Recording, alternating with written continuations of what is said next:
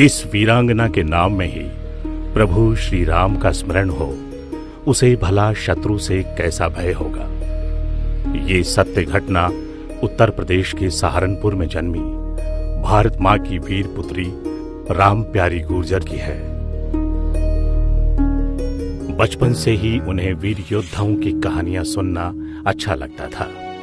वह अपनी उम्र की लड़कियों से कुछ अलग थीं।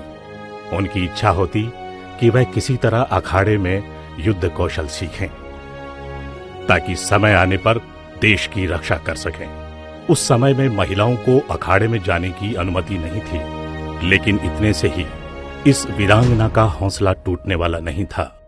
वह अपने पिता व भाई के साथ अक्सर पहलवानों के कौशल देखने जाती थी। वह नित्य अपनी मां से पहलवान बनने के नियम पूछती थी और फिर उन नियमों के अनुसार समय मिलने पर वह किसी एकांत स्थान पर जाकर गहन अभ्यास करती। कठोर एवं निरंतर अभ्यास और अपने दृढ़ संकल्प के कारण राम प्यारी गुर्जर एक शक्तिशाली नारी बनकर उभरी। वह देखने में जितनी सुंदर स्त्री थीं, वहीं उनकी काया भी वज्र जैसी शक्तिशाली थी। उनमें अनुशासन व स्वाभिमान भी कूट कूट कर भरा हुआ था। फिर वो समय आया जब इस वीरांगना की परीक्षा होनी थी। 1398 ईस्वी में भारत मां की सीमाओं को पार कर खूंखार हत्यारे तैमूर लंग ने दिल्ली के शासक तुगलक को हरा दिया। इसके बाद तो जैसे हत्याओं और बलात्कारों का सिलसिला ही चल पड़ा। भारत मां की बेटियों की अस्मिता का अतिक्रमण करती तैमूर की सेना निर्बाध बढ़ी जा रही थी। ऐसे में उसका सामना करने के लिए पश्चिमी उत्तर प्रदेश में एक महापंचायत बुलाई गई। इस हिंदू गठजोड़ की पंचायती सेना का नेतृत्व महाबली जोगराज सिंह गुर्जर को दिया गया और उनके उप सेनापति नियुक्त हुए हरवीर सिंह गुलिया। 80,000 भगवा ध्वजधारी सैनिकों के सहयोग के लिए 40,000 महिलाओं की एक सेना अलग से खड़ी की गई, जिसका नेतृत्व साधारण परिवार से आई हिंदू वीरांगना राम प्यारी गुर्जर ने किया। राम प्यारी गुर्जर रणनीति बनाने में दक्ष थी, तो सबसे पहले उन्होंने अपनी 4 सहायक हिंदू वीरांगनाओं हरदाई जाट, रामदाई त्यागी, देवी को राजपूत और चंद्रो पंडिताइन के साथ एक रणनीति बनाई। तय किया गया कि सभी महिलाओं को शस्त्र विद्या दी जाएगी और फिर उसका सार्वजनिक प्रदर्शन होगा। युद्ध का बिगुल बज उठा। भीषण संग्राम आरंभ हो गया। एक तरफ पंचायती सेना के पुरुष सैनिक तैमूर लंग की सेना को लगातार त्रस्त किए हुए थे, तो दूसरी तरफ राम प्यारी गुर्जर की महिला सेना।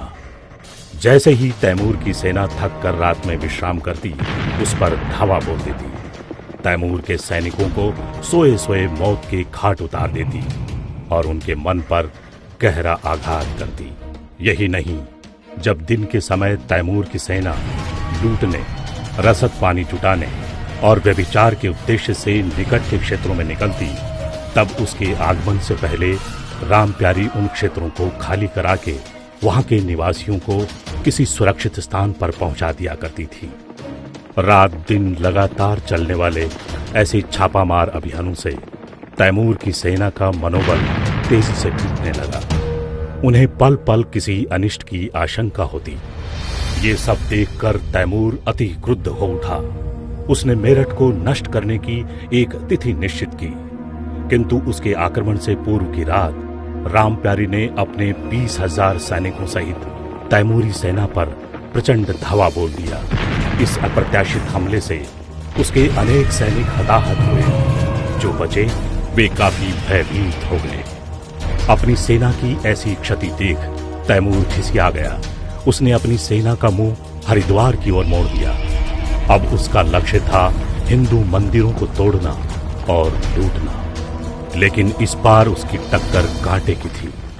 उसको रोकने के लिए एक तरफ महाबली जोगराज सिंह खड़े थे, तो दूसरी ओर वीरांगना राम प्यारी गुर्जर की स्त्री सैन्य शक्ति। कई दिनों तक भीषण युद्ध चला। जोगराज और राम प्यारी जी की सेनाओं के बीच तैमूर की सेना पूरी तरह फंस गई। उसकी अधिकांश सेना नष्ट हो गई, स्वयं तैमूर भी बुरी तरह घायल हुआ। अंततः तैमूर ने हरिद्वार से भागकर अपनी जान बचाई।